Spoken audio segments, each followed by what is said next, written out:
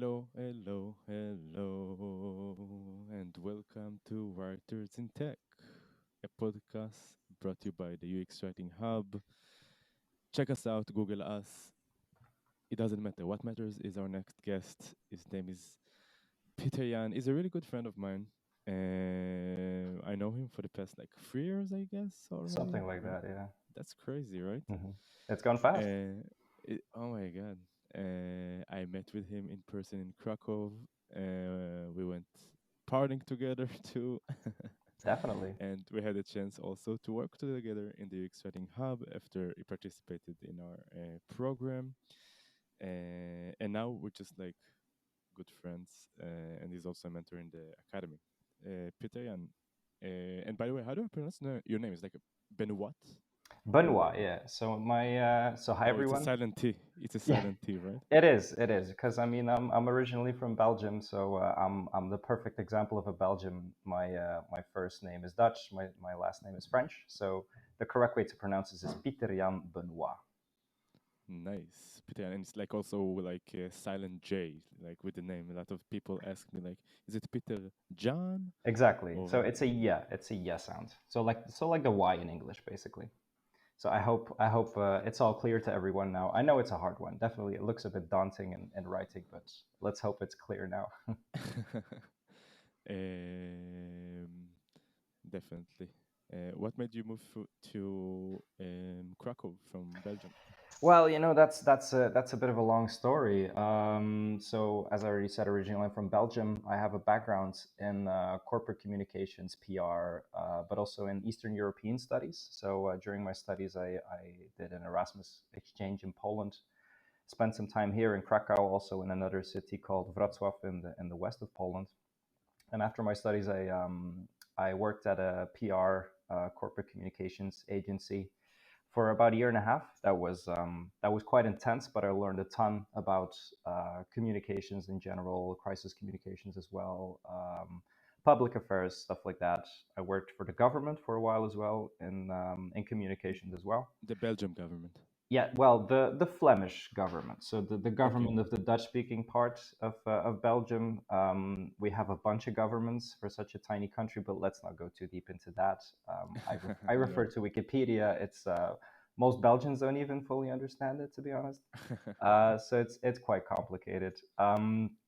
So I did that, and then I had a chance to start a PhD project in linguistics at the university in Brussels, basically. That didn't really work out very well, unfortunately. I had some funding problems, and then I was out of a job. I was in between jobs, and I was 30 at the time. I had just turned 30, and I thought, maybe now's the chance to go away and travel for a bit. Like I'm probably never going to get this chance anymore. So I was in Central America for 3 months, traveled around. I Oh started wow. blogging. I started blogging. I'm a big beer fan, so I started visiting breweries all over the area in Mexico and Costa Rica, Nicaragua. It was quite fun actually. Oh my God. And when I came back with new energy, I came back to Belgium, started applying for jobs, saw this opportunity here in Krakow. They were looking for a Dutch-speaking content editor at an IT company called, at the time, still making waves. Now we've rebranded to Noah Ignite, and that was 3.5 years ago. And then I've been here over 3 years now already, and it's been really great. Also, because indirectly it brought me into UX writing because Anya, who we both know, who also works for the UX Writing Hub, she's my colleague. Her desk is right next to mine. One morning, she came in and she put this blue book on her desk called Microcopy from Kineret Ifra. And I thought, well, what's this? Like, this looks interesting. And I read the book, I got hooked, and I never looked back. And now I'm on this podcast talking to you. That's amazing. That's amazing. Um, yes, it's been so amazing, like to work with Anya and you. You're very professional, and your background in content editing um, kind of make you understand UX writing on a deeper level. I'm not sure why, but it feels like you understand like the idea of UX writing on a deeper level, and that's why I really loved working with both of you, to be honest. That's great. I mean, that's very happy to hear that. But I think definitely the background, like in communications and PR, definitely helped, and maybe also Mm-hmm. crisis communications, because it really makes you realize the full impact that words can have. And also, if you add this user journey bit, it's not really just pushing like marketing, messaging, or copywriting, but it's really trying to create this dialogue between a Right. product and the user. That Like was a for me. narrative, right? Sorry. Some kind of a product narrative, right? Exactly, and that was just a whole new angle of writing copy, basically, and that was something that I got really excited about. That's also why I joined the course of the UX Writing Academy already over 2 years ago is already as well. Yeah. Yeah, yeah, yeah. I think you were in like the second cohort Yeah. or something. Now we're like at 12, 13, something like that. Something like that. Yeah. Exactly. Crazy. Um, about your background in crisis management, so that's something I'm fascinating about because, like, in the UX Writing Hub, we have some crises from time to time, as you probably know. You know, we have Yes. the largest, you know, so we have the largest community in the world for writers in tech, or arguably the largest, whatever. Hmm. But we have some crises over there from time to time. You know, like stuff about politics and stuff about, like, words can have such a huge impact, Yeah. and the community, I would say it might be a bit sensitive also Hmm. to words, and I understand, I get that, right? Yeah, definitely. And I mean, yeah, it has been interesting to like observe how your community has grown over the past couple of years. But yeah, as you always say, right, Yuval, with great power comes great responsibility. So you need to take some kind of stance, and it's a lot of work, especially in online community, and to also with everything that has been happening the past couple of years in the world, all the different movements that have started. Yeah, sometimes discussions will go in a certain direction, and then you need to watch out, not only what you say, but also who you give access, whose comments you block, how you manage certain things. I mean, I have a bit of experience. I'm not the biggest expert, I would say, but I mean, I'm sure. Well, as we both know, it was great to be involved in those discussions and to help out every now and then. As you speak, I'm picking up my Yeah, Spider-Man, exactly. Yeah. pop-up doll. Hmm. So when it comes to crisis management, I'm really curious. Like, okay, so you helped us a lot. I'm trying to think about a specific example. I don't know exactly. Like maybe like discussions about like probably democratic, like American government was something that I Or guess, yeah. Black Lives Matter. Also There BLM, was yeah, an we had. issue there. Hmm. So what was your approach to like? I remember like you managed the situation in such a fantastic way. So what's like when it comes to crisis management, and probably a lot of UX writers out there might Hmm. have like even an error message is some kind of a crisis management Hmm. scenario, right? So Exactly. Yeah. Hmm. what's your go-to when it comes to crisis management, because you do it in such a fantastic way? I think it's something that all UX writers have. It's empathy. It all starts with empathy. It's getting first of all getting a clear understanding of the situation, what has happened at which time. Also in crisis management, timing can be very crucial.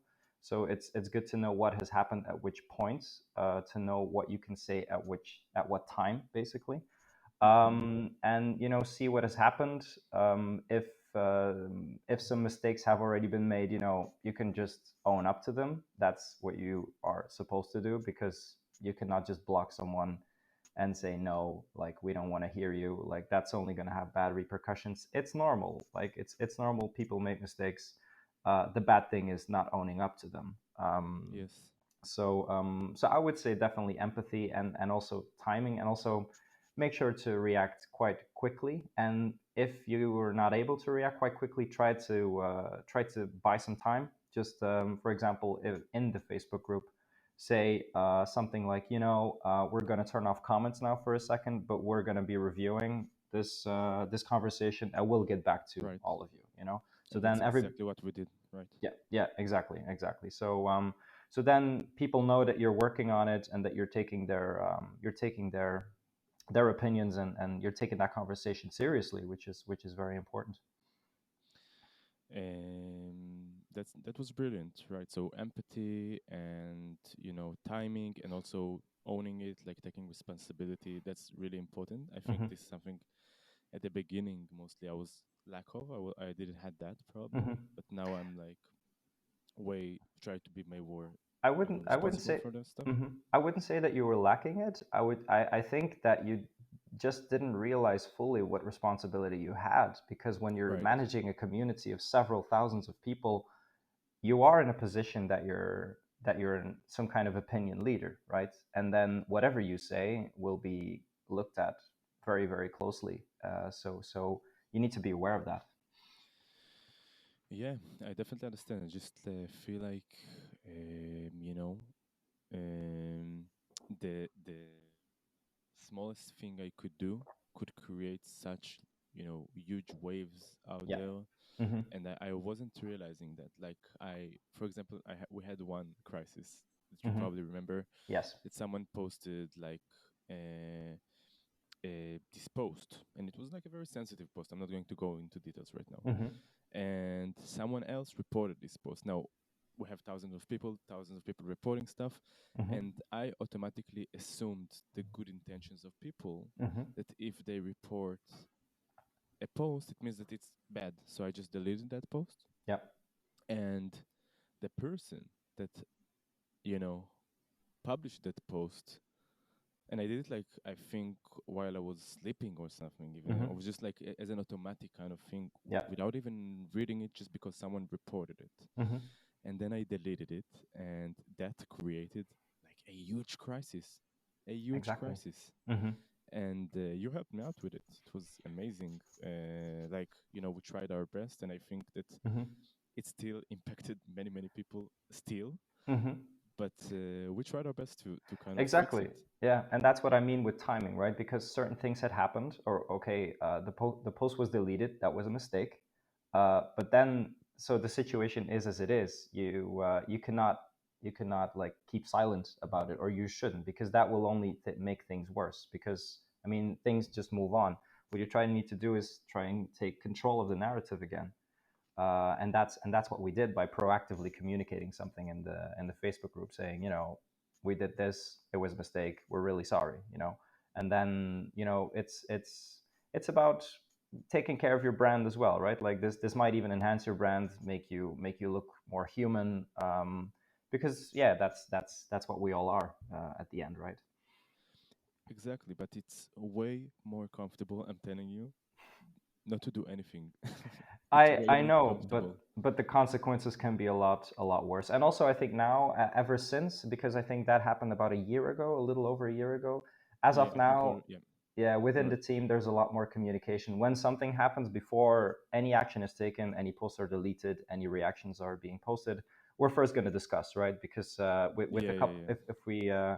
if you can combine a couple of minds together, then you have different points of view, and the action that will be taken will be a lot better.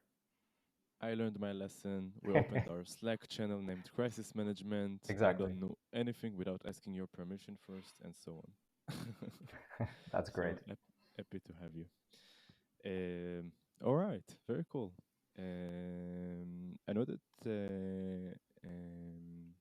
Okay, so another thing that we've been working on, like in the past year, was we worked on an app called Hmm. back then Able Finder. They Yep. rebranded themselves to Kindship, Hmm. and that was like how our students got like the first. Like it was when we just started working on the real projects part of the course, and Yep. then we started working with them, and you were like the project management manager of that part of the code, because you were initially was the first UX writer of that product. Exactly. Yeah. And for the listeners that don't know, so that's like an app that connects between children of special care, The in parents, the parents of children. parents, Yep. the parents of children of special care, sorry, in Australia. Hmm. Their founder is Andreas, and he's also a good friend of us already, right? Exactly. We've met Yeah. with him so many times. Exactly. Yeah. Hmm. And his wife, Summer. Yes. Um, I wish we could fly over to Australia one day and meet with them, right? Why not? Why not? It would be great. It would be, well, like with the pandemic and stuff. Let's see. Let's hope that uh, goes away first, and then we Oh, can look into Australian, yeah. that. I think Australia is locked for like until 2023 or something. Exactly. Yeah. One case and one new case, and it's locked down again over there. So yeah. But let's maybe not Crazy. talk about the pandemic. A lot of people have been talking about that sufficiently, I feel. Yeah, yeah, yeah. Pandemic, it happens, and we need to live through it. Anyway, Exactly. um, yeah, I'd love to like tell me more about how was it to work with the Able Finder as like a UX writer. Hmm. You know, it, it's not a non-profit company, right? It's like for profit, but like social platform, right? Yeah, exactly. I mean, I think they're partly nonprofit at least. I'm not sure. I'm not gonna say anything about that because I don't really know how Yeah, their business me model too. looks like, to be honest. But it was again. I think it was you who posted something on Facebook in the Facebook group. Said saying, we're looking for a UX writer for a volunteering project. I reached out right away, and then I got in touch with Andrius, and it was really great from the start. He gave me a tour through the app. So the app kind of works as some of the more popular dating apps we know nowadays, like Tinder and Bumble. To give a few examples, so you see profiles popping up, and you can like them or not like them. And then when both people like each other, there is a match, and then they can start chatting. So and the whole story is just so great because so Summer, the CEO of the company, she's a speech pathologist who used to work with children with autism, and she saw in her classrooms when parents were picking up their children that they were sometimes really isolated. Not only because taking care of a child with special needs takes a lot of time and is a big ask, and it really has an impact on your social life, but also because their child is a little different by other parents. They are isolated sometimes as well. So they were looking for some way to bring those parents together and create like meaningful connections because they have similar experiences. They know how challenging it can be to have a child with special needs. And just this whole story was just great. Also, I personally, I always had some kind of connection with disabilities. My mom has been working for over 30 years with people with disabilities back in Belgium. My government job in Belgium was also for the Agency for People with Disabilities. Oh, I didn't know that. um, yeah, so it was great. It was great to be able to give back in with my skills, then with my skills as a UX writer, because I mean those people who work with people with disabilities are real heroes. It's such a challenging job on so many levels, emotionally, physically. I mean, I would not be able to do that at all. So if I can only contribute a little bit in improving their lives a little bit by being a UX writer for this app, that's I mean that was great, and that really gave me a lot of motivation. But you did more So than UX writer for this app. You also managed, like, I think along one year, more than 20 people that were working on it, like guiding them. not not That not 20 people, but yeah, there was a small team. So my first assignment was to review the whole app. That's the first thing that I did. In terms of copy, I was in contact with the designers, also with some developers to make some updates here and there, and it was great because every all the copy had been written by the designer, who was not a native English speaker. So there was some room for improvement. And as soon as I had finished that, so that was everything. So onboarding, matching chat flow, notifications, also emails that were sent to the user. It was really great. Also for my portfolio, to be honest, it was also a great opportunity in that regard. And then a few months later, the first students from the academy started their first project. And then I was helping them out. I wrote the brief for that project and was answering questions when they were working on the project. I don't remember what project they were working on, to be honest. I So think I they remember created. like Uh-huh. three different projects already, like Yeah, along the time, and exactly. I don't remember how many people worked in each team. I thought it Hmm. was 20, but if it's not, it's definitely more than 10, right? I think it must have been something like that. Yeah, around 10, probably. Hmm. And then Uh, afterwards, there were a few of those students who joined as volunteers as well, right, right, right. in the day to day work for Kindship. And then we created a content style guide. We had some little meetings with the writers. So for a few months, we were working with I think 4 or 5 writers on the product, Hmm. and that was a great experience. But you know, it's volunteering, and people are busy, so some people dropped off, and then some new people came. So it's on and off a little bit, but you know, there are always some nice challenges there. So I remember like the assignments. So first of all, we had a lot of research assignments. That's Hmm. something I remember. We Yeah, had also the icebreakers yeah. assignments to Hmm. create copy that will engage people in a better way. Hmm. We had emails. I remember that at Yeah. some point. We had also push notifications at some point. Hmm. We had research for dating apps, so people were like doing research on Tinder, Bumble, and so on. Exactly. Yeah. And also a research Uh, project about privacy. That was actually, in my opinion, right.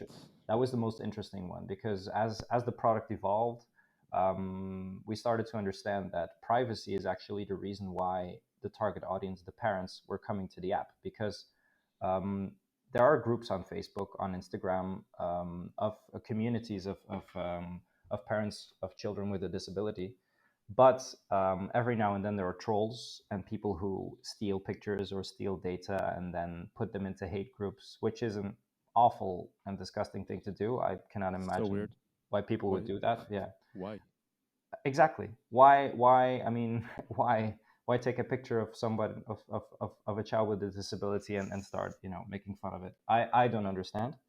But in any way, you know, so the safety for them was very important, and that was like a big threshold for them to join the app.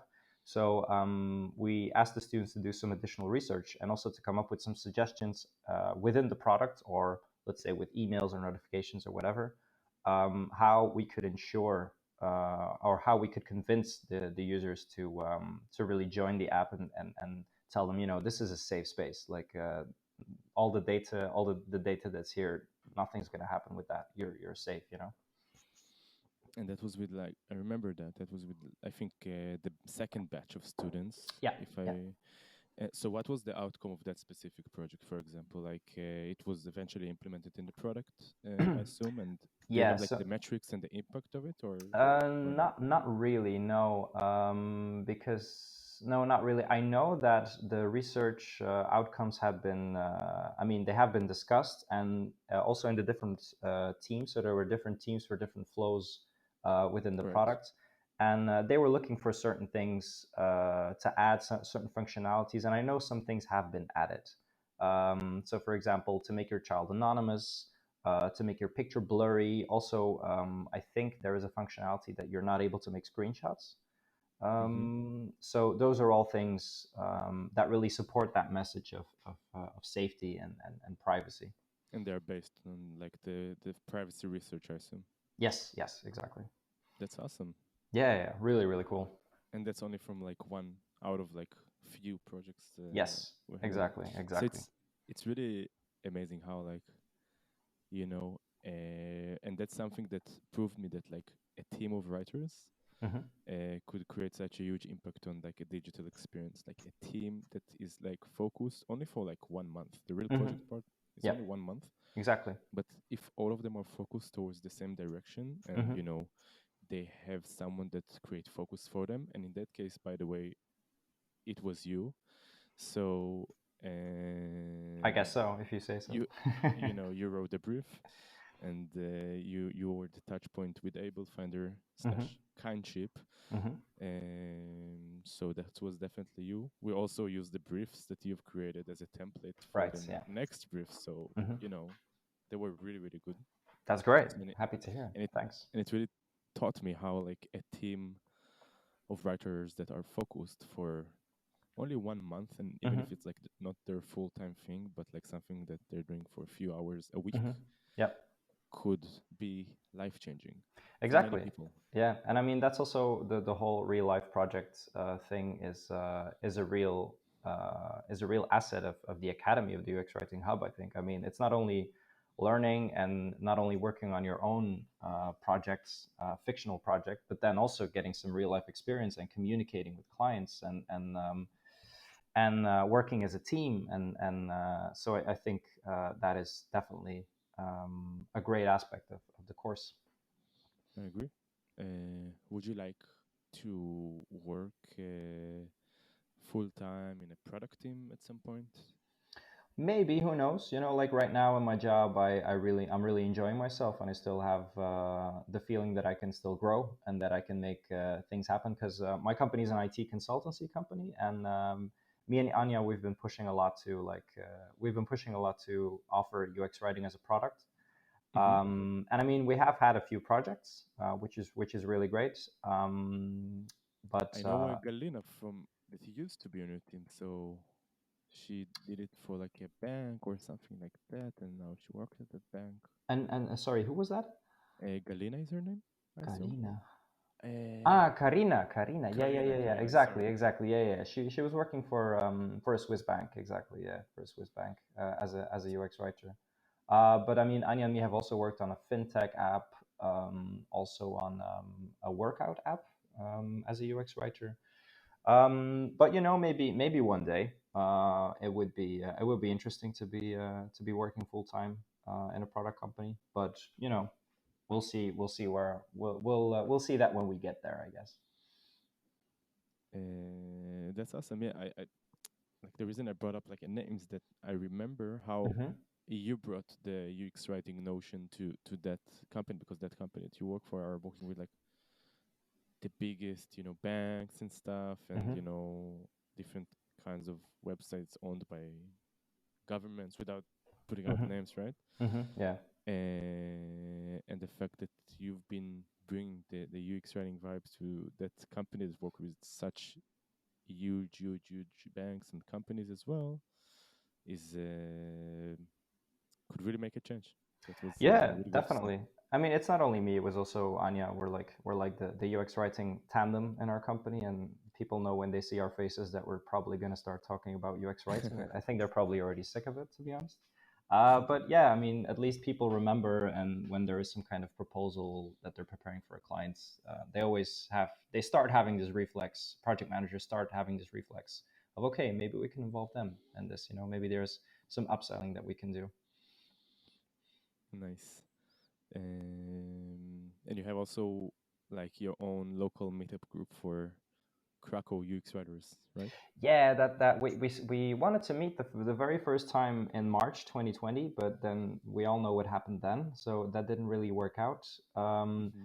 But we had a few online meetups, and I mean it was great. Like it's been going through the country apparently, because it was in June or May, I think. There was the first real UX Writers Conference of Poland that was organized by, I think, two UX designers who are based in Warsaw. Mm-hmm. So that was pretty cool. So first conference in Polish. Also a nice challenge for me, because I gave a talk in Polish. Oh my god, Um, I remember about that. about kindship. And I mean, it was a challenge that I kind of had to do, because the setup was perfect. The presentations were recorded before the conference, and then people could log in a platform and choose their videos. So I didn't have the stress of having to do it live. So Nice. it was a pretty nice experience. Also, yeah, another challenge. Just to push myself to speak another language, or to talk about UX writing in another language. Oh my god, I can't wait for the time that we could travel and I could visit Krakow again, and we Yeah, could all hang out and eat some pierogies and stuff. exactly, and go partying again like last time. Exactly. I'm like half Polish, Yeah, like yeah, you already. told me. Yeah, exactly. So I'm like, getting into my roots. That's great. And You're always welcome, as you know. right, yeah, I love Krakow. It's fun. I've been to Belgium as well, by the way, before, Okay. like Rockwechter Festival. Oh, So yeah, yeah, yeah. The that was biggest. also a good memory. I can imagine. Yeah, the biggest festival in Belgium. Yeah. Have you been there? I have been there twice, I think. Yeah, but it's What? been it's been a couple of years. Yeah. What was the band that you were excited the most to see on The Rockwechter? first time it was Arctic Monkeys, and last Nice. time I was there was, I think, 4 years ago. Then Radiohead was headlining. Whoa, whoa, whoa. Yeah, yeah, that was amazing. When Nice, nice. which bands were playing when you were there? I came to see Foo Fighters Oh, okay, yeah. and Dave Grohl, the lead singer of Hmm. Foo Fighters, broke his feet in Sweden Yes. like 1 month prior to that, Hmm. so we canceled. Hmm. But I remember, like, I had fun. You know, Muse were there, Hmm. even though I don't like. I came originally for Foo Fighters, Yeah. but I Hmm. enjoyed more from like the indie people eventually Okay. because Yeah. I don't like, the weird bands Yeah. in the small stages. Exactly. Yeah. I Yeah. found it way Didn't more fun. didn't Dave Grohl play the concert, but sitting on a throne? So that's what happened. It was in Sweden. Hmm. He have like a YouTube video when it's telling the whole story about how it's happened. Okay. So he was in Sweden. He jumped from stage. He broke his feet. Hmm. Then like this doctor came. Oh, Hmm. the video on YouTube is like they introduce him to the doctor that saved his feet. So that's Oh look it wow. up on YouTube. Yeah. Anyway, Sure. he got back on stage, played, but then like they canceled the tour and didn't make it to Werchter. So that was a That bummer. sucks. Yeah, definitely, definitely. But I But mean, at least you had fun. I'm glad you had fun in yeah, yeah, Belgium. yeah, Prodigy was there, Oh wow. Chad Faker. It Hmm. was fun. The son Cool. of Bob Marley, at least one of them. Yeah. Whatever. Awesome. Pieterjan, how should we name this episode?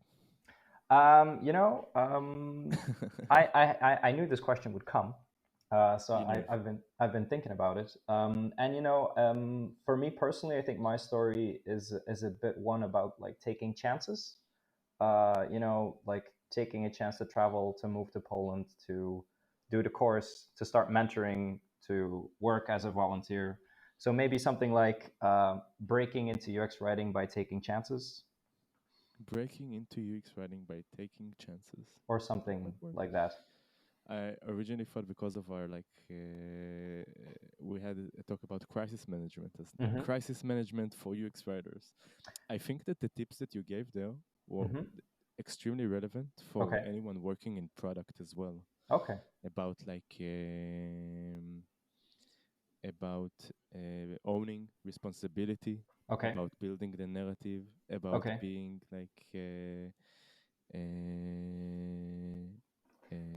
in a specific timing as well. Hmm. Even like something about crisis management and taking chances or something like that. Yeah, or maybe we can refer to like the what is it, the Mark Zuckerberg quote, like go fast and break things, like I hate it manage. so much. No, I know, but like manage your crisis without breaking too many things, or Oh, taking chances without breaking too many things, oh, that's good. I or like maybe that. we can discuss it maybe later. Maybe we can find something that covers all these topics in some way. We'll talk in the crisis management group with Aaron and Uh huh. with Anya, and we'll figure it all That's together. great. That's cool. Yeah. Awesome. Wonderful. Peter, it was a lot of fun It chatting was. with you as Thanks a lot, Yuval. always. As always, it's really a huge honor to work with you and to be your friend and to That's learn great. from you. I mean, same goes for you. Thank you so much for inviting me and for having this conversation. As I told you, I was a bit nervous, but you know, it's just been flowing as it always does when we Yeah. have some kind of meeting. So thanks Do a you lot. feel like Thank you. we broke the ice fast? Yeah, definitely, definitely. So yeah, it's been Cool. really chill. Thank you so much. Thank you. And thank you, the listeners, for joining us for another episode of Writers in Tech. Um, it brought you by the UX Writing Hub. My name is Yuval. I'm the founder of the UX Writing Hub. You definitely want to check our blog. You definitely want to check our free course, free UX writing course at uxwritinghub.com. We have also a weekly newsletter that is great. Check it out. It's really good. I'm telling you, we invest a lot of time in it. That's about it. Okay. See you next time. Bye.